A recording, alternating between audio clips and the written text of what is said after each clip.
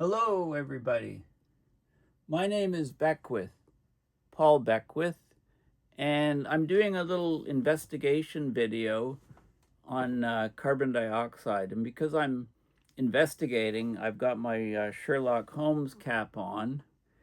And actually, I think it's on backwards. I think it's supposed to be this way. That looks better, right? I mean, as long as it's not this way. Anyway, um, I'm going to talk about carbon dioxide. We all know, hopefully we all know, well, the orange guy doesn't know, but most of us know that the greenhouse gases, including CO2, methane, nitrous oxide, are significantly higher than they were when humans evolved, and they're actually causing tremendous warming of the planet. So we evolved with a background of about 280 parts per million CO2. It fluctuated between about 200 to 300 parts per million. During warm periods, interglacials, it would be about 300, and during cold periods, the glacial periods, it would be about 200. And we oscillated between those glacial and interglacial periods because of something called the Milankovitch cycles, which determines the amount of sunlight on the planet. Now, what I want to talk about is another effect of CO2, which is much less discussed, and that's that carbon dioxide overload, increases of CO2 in the atmosphere, actually increases the amount of CO2 in the blood that's detected in the human blood. And what that does is it increases the bicarbonate levels, the HCO3 minus levels, and it decreases the calcium and phosphorus levels in the blood. And in fact, the body tries to compensate by having some of the calcium and phosphorus extracted from the bones to sort of buffer the acidity, because more CO2 in the blood, carbonic acid, more acidic blood. So this new study suggests that the CO2 levels in the atmosphere will lead to a potentially toxic situation for humans and other animals, because the blood will get too acidic. Now, I've got my Aranet 4 carbon dioxide detector, and all the windows in this room are closed and the door's shut so I don't bother anybody else in the house. And it tells me 2658 parts per million CO2. So if I'm talking somewhat incoherently for this video, this could be a reason why. So what I'm going to do is I'll show you what the level is at the end of my video. I'm going to open a couple windows, kitty corner in the room to get some ventilation in this place. So we got one window open a bit, and let's open this window here. There we go. Okay, so hopefully this number is a lot lower after this video. So let's look at the paper, the new peer-reviewed paper, and actually see what's going on. And you might notice the CO2 level as it drops, my discussion becomes more coherent, less disordered, if that's possible.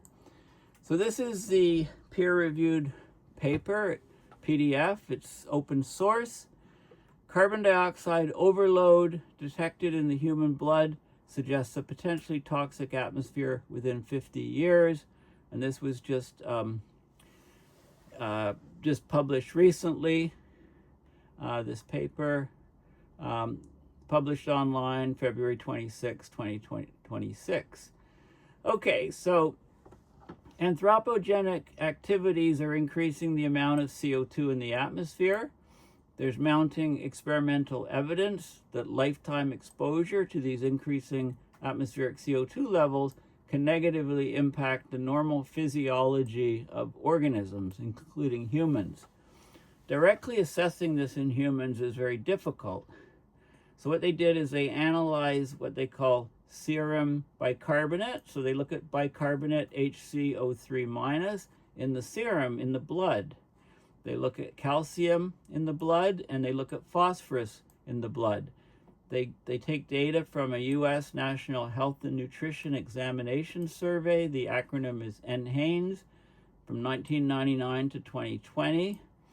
And they then compare it to the CO2 levels in the atmosphere through those years. So over this period, of 21 odd years, the average bicarbonate levels showed an increasing trend as measured in the human body, and that paralleled the rising atmospheric CO2 concentrations. Both calcium and phosphorus in the blood, in the serum, decreased steadily over the same period. And they say if the trends continue, the blood bicarbonate values could be at the limit of the accepted healthy range in half a century, and calcium and phosphorus will be at their limit of their healthy ranges by the end of the century. It'll take a bit longer with them. Studies indicate that after this time, elevated atmospheric carbon dioxide leading to CO2 accumulation in the body has the potential to cause a range of adverse health effects, and I'll go into some of the details that they talk about. These findings highlight the urgent need for significant reductions in anthropogenic CO2 emissions to safeguard public health. Okay, so this is an aspect that people generally don't think about. So in aerobic organisms, these are organisms that require oxygen. Aerobic is in the presence of oxygen. Anaerobic is in the absence of oxygen. So, of course, we need oxygen. Animals need oxygen. So CO2 is produced as a byproduct of cellular respiration. So our cells, we have respiration, the oxygen goes into the cells, there's chemical reactions, it produces, our body extracts energy, and CO2 is removed from the body as a waste product via expiration, breathing it out.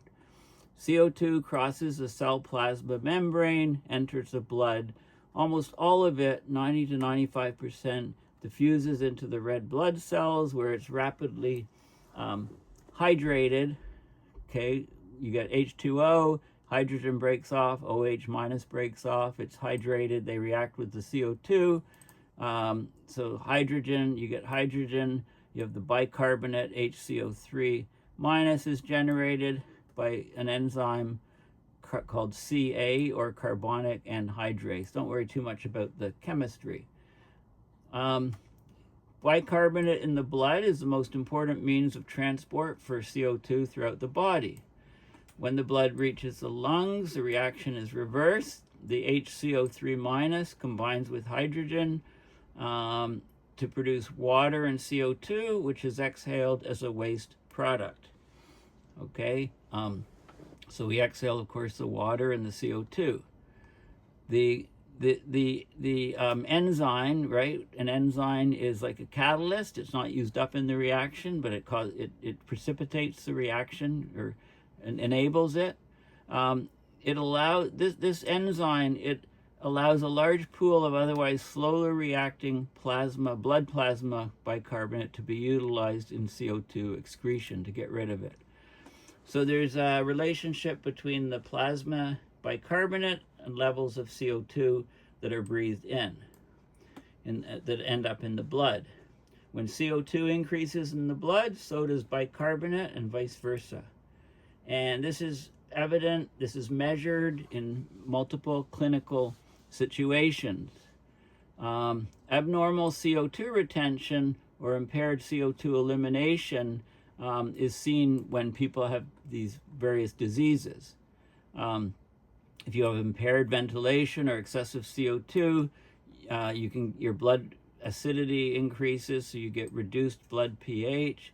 The body tries to buffer this out, this so-called acidosis, by, for example, increasing ventilation rates, hyperventilating, increased excretion in the bowels and urinary tract. So renal excretion of acid and conservation of filtered HCO3 taken out so the body retains that, retention of calcium phosphates, and nervous system stimulation to counteract the direct effects of pH changes on the heart, and the dilation of the blood vessels. Okay, so affecting blood flow in the human body. So it's a whole human system. The calcium and the phosphate play important supporting roles in maintaining the blood acid-base balance, working alongside the bicarbonate. Okay, the phosphate can accept or donate hydrogen, stabilizing the pH. When blood becomes acidic, calcium and phosphate can be released from the bone to help neutralize the acid. So the body tries to compensate. But, so of course the question is, do increases in atmospheric CO2 pose a threat to human health? There are now many studies that review health effects in the range, with CO2 in the range 600 to 5,000 ppm CO2, but there's not a lot of studies looking at long-term exposure to high levels of CO2. So this study, this N. Haynes study, it recorded the blood chemistry parameters like bicarbonate, calcium, and phosphorus from about 7,000 people every 2 years between 1999 and 2020. So you can look at changes in the human blood biochemistry. Now, of course, I mentioned, that this is going back 800,000 years from Antarctic ice cores. CO2 is varying mostly between, about 180 and 180 and 280 or so. I mean, this is 200, this is 300. Most of the curve is between 2 and 300, and then suddenly now we've shot up. We're 50% higher than that 280 level, which is 280 plus 140, which is 420, 430 parts per million is where we are. So we're way off the scale. The ancestor of modern humans evolved between 5 and 8 million years ago. First Homo sapiens appeared in the fossil record around 150,000 years ago. Now, this isn't from 1996 reference. I think more recently they go back, maybe 300,000 years in the most recent studies. But anyway, throughout most, if not all, of the ensuing period of human evolution, levels of CO2 in the atmosphere remain relatively stable. They vary between 2 and 300 parts per million. But if you go back to 150,000 years, there was still the variation, 200 to 300. And this is ice core data, bubbles in ice core, fossil plankton. There's many different proxies or measurements for CO2. Carbon-13, isotope work, and fossil plant material. Of course, with widespread industrialization, the atmospheric CO2 levels have exponentially increased. In just the last 50 years, they've gone from less than 340 parts per million in 1980 to greater than 420.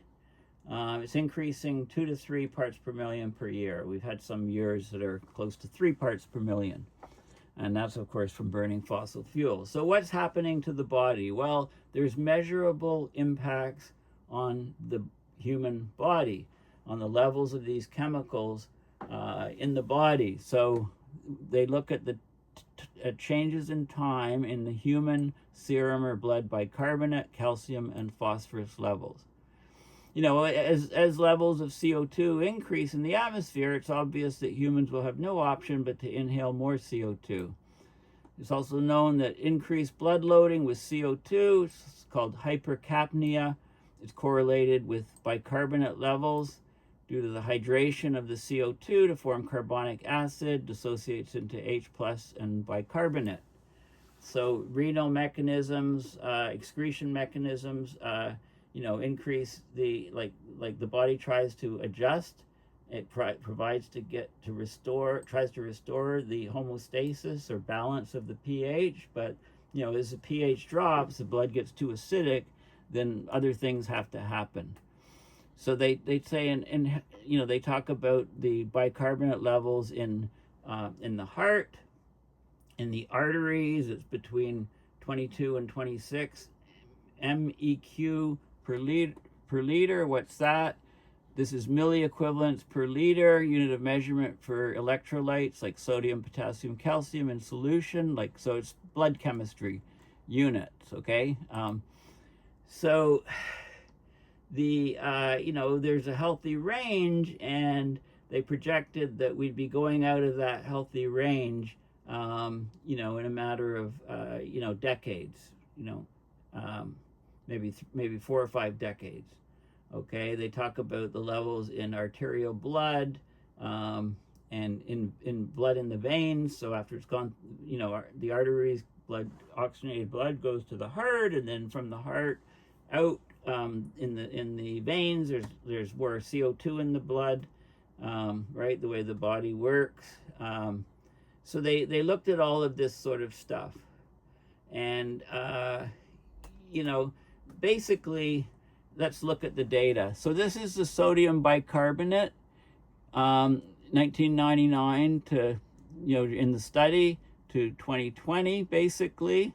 And this is the bicarbonate, this is a linear fit to the bicarbonate levels increasing over time in the blood. This is in the serum bicarbonate.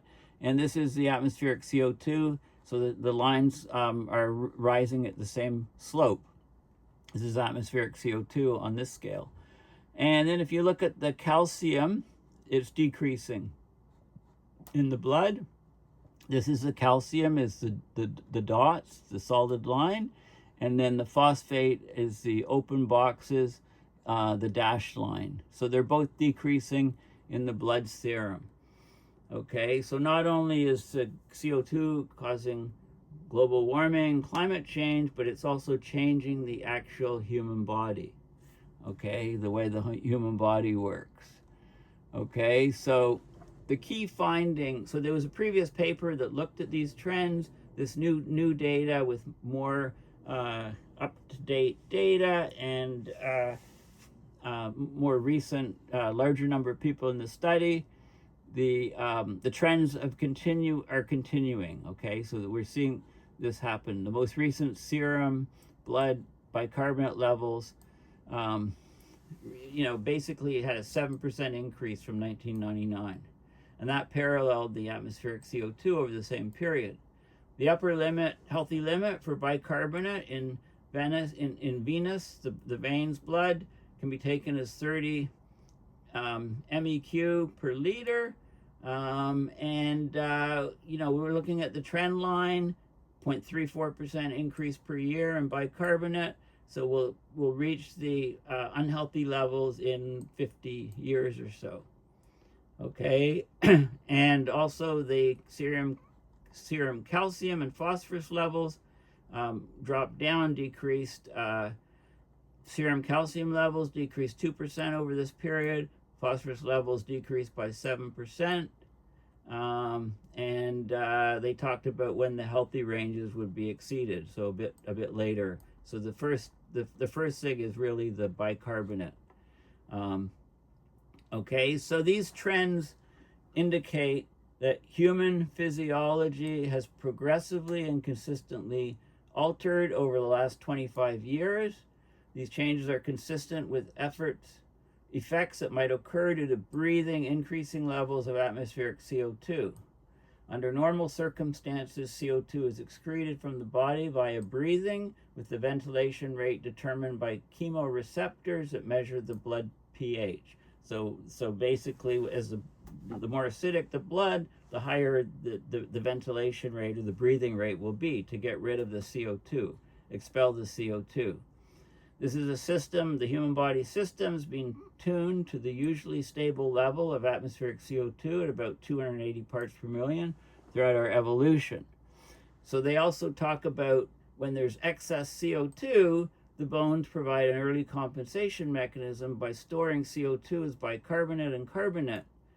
Additionally, bone resorption may occur, so the minerals like calcium and phosphate may actually come out of the bones, be released by the bones into the blood to try to increase the blood pH to stable levels. So you can see where this is going. It looks like there'll be a lot more broken bones in the future as CO2 levels go higher this study was in humans, but it's very important to consider all of the other life on the planet, right? That's just sitting there. We're doing this to ourselves and all the other creatures on the planet. Studies of long-term exposure to 5,000 ppm CO2 in guinea pigs. I wonder if they really mean humans here. No, guinea pigs, real guinea pigs, right? Show that blood levels of calcium and phosphorus are cyclic after CO2 exposure. In chronic acidosis, if the blood is too acidic, the ability of the kidneys to handle calcium is impaired. There might be an increase in calcium excretion, net loss of calcium from the body and urine. Then you can get different health problems. So they did different measurements at different high CO2 levels, and then they talk about how indoor environments are particularly bad.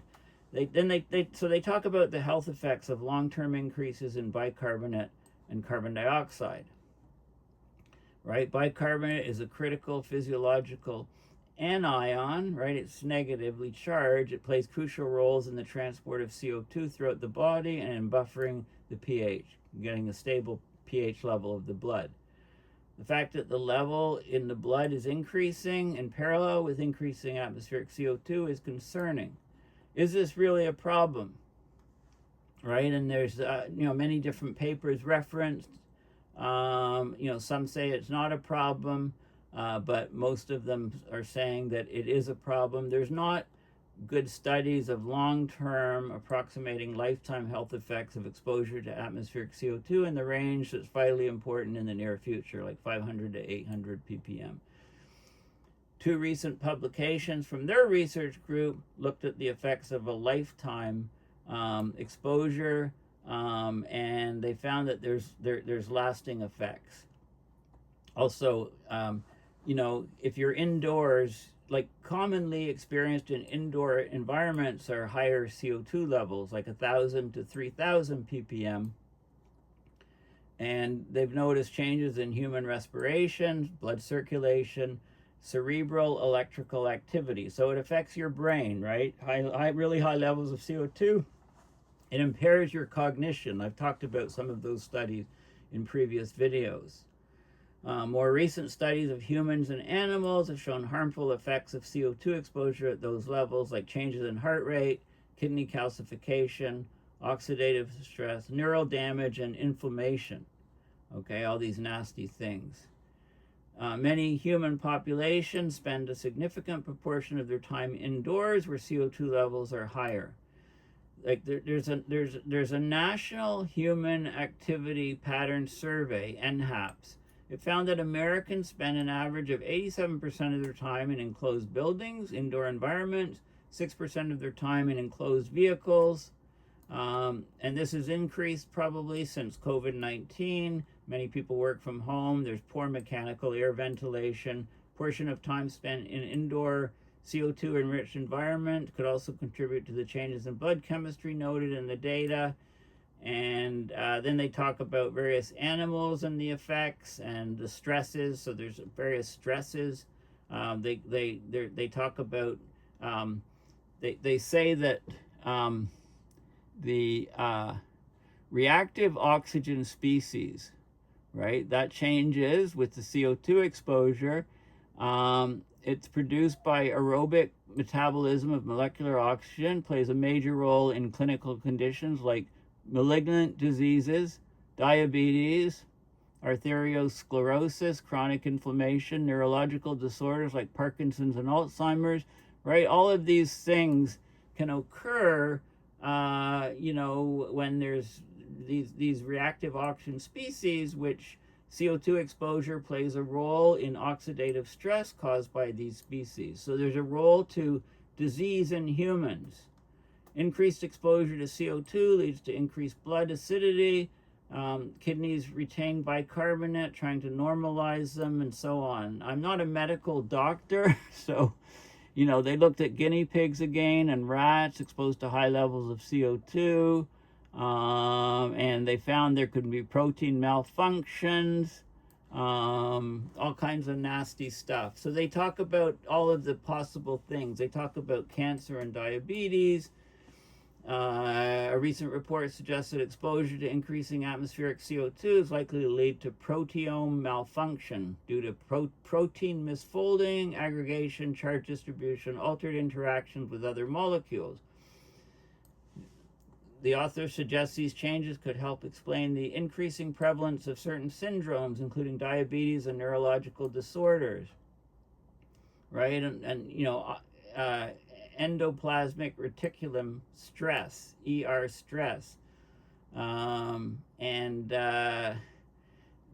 they talk about the slightly elevated CO2 has potential to detrimentally impact learning, cognitive abilities, and mental health in humans.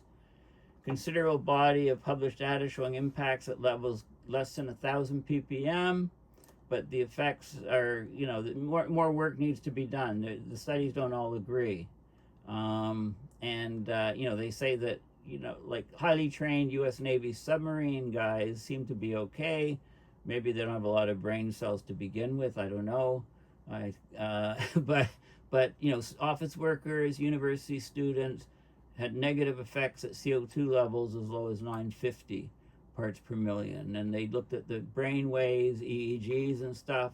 CO2 between 1,000 and 2,500 results in heightened brain activity and so on, but having less brain function for cognition, right?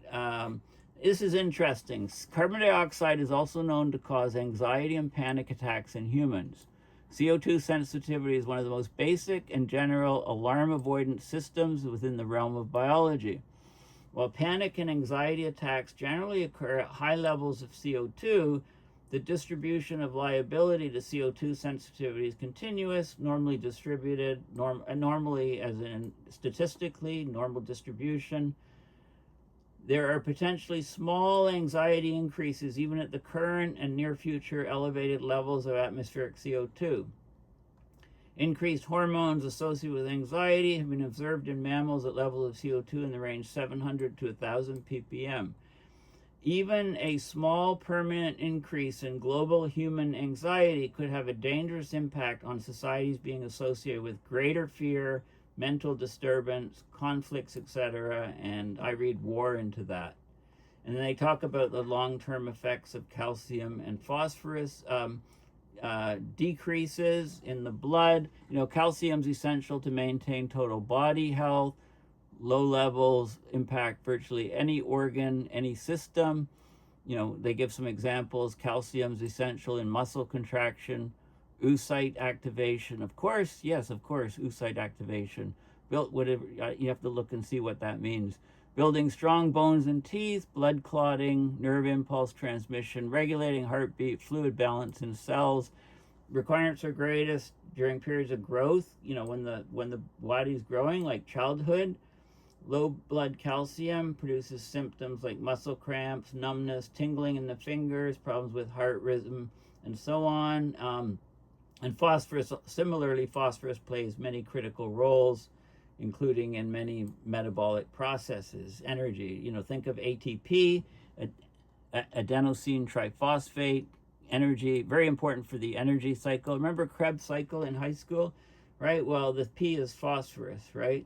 It's the body's primary energy carrying molecule, and if you've got lower levels of P, you can affect the energy of the body, right? So all of these things, phosphorus role in metabolism, building DNA, RNA, a vital part of cell growth and function. So these are very important things, and we're monkeying with these concentrations, right? So we're monkeying them. So CO2 went up 0.5% per year in the atmosphere. Bicarbonate in the blood went up 0.34% per year, and the calcium and phosphorus dropped. The entire evolution period for humans has been a stable and relatively low atmospheric CO2 level. So it's possible that our physiology is finely tuned for a range of CO2 that will not be much greater than this level that we're at now. Already at 420 parts per million. I mean, there'll be lag times involved. Okay, so this is papers raising awareness. So this is a very important paper, an important finding, and I just want to redirect the camera over to me again, Sherlock Holmes, and you can see what the CO2 level is. 871 parts per million. I've got a window open behind me and one open in front of me. It just jumped up because I'm breathing too close to the sensor input, right? You don't want to breathe directly on it. You'll mess up the reading. Anyway, thank you for listening. I think this is a very important research finding. So this is worth keeping in mind, that not only is the CO2 causing global warming, climate change, and it's accelerating in concentrations in the atmosphere, it's also changing us. It's changing our blood. It's changing who we are. And because it does this to us, it's the same sort of thing to every animal living on this planet. Thank you for listening. Please go to my website, paulbeckwith.net, and it won't open. And there we go. And donate to PayPal to support my research and videos. Thanks again, and bye for now.